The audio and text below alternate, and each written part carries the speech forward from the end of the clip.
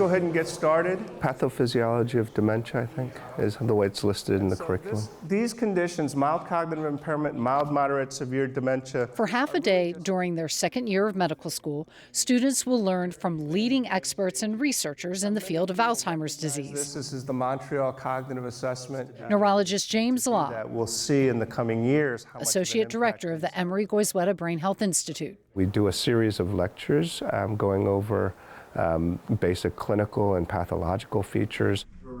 Every year, the favorite part of the day is this. This is Jerry and Rachel Cook, who are here with us today. As I begin to lose more function, When the students get to hear from and ask questions of a couple living with impacts of cognitive decline. what I have noticed is a very slow but very steady decline. How you're balancing that emotional toll. Rachel and Jerry patiently take questions. It's hard to think too far into the future, and so I don't. My speech, for example, is finally being affected. 80-year-old Jerry Cook is in the early stages of dementia. At home, Jerry still loves woodworking in his shop.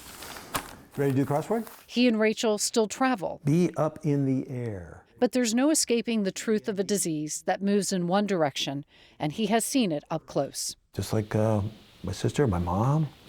I don't want to be like that.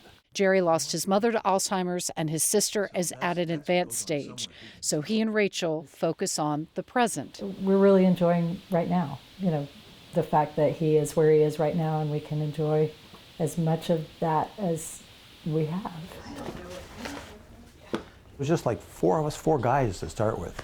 Well, it didn't take too long before I was the only guy left. And ever since, it's been me and several women.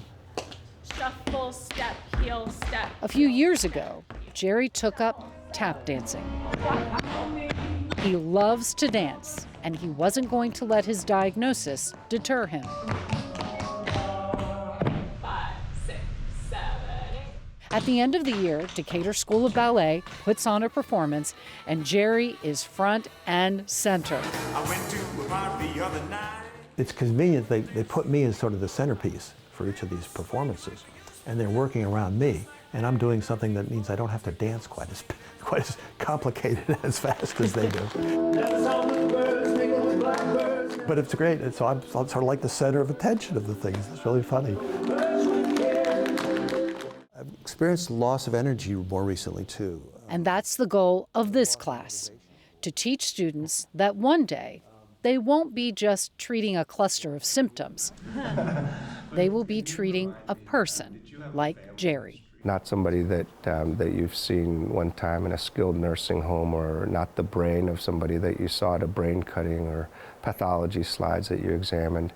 They're somebody who used to work in IT at Emory University and does tap dancing and is a very cool guy.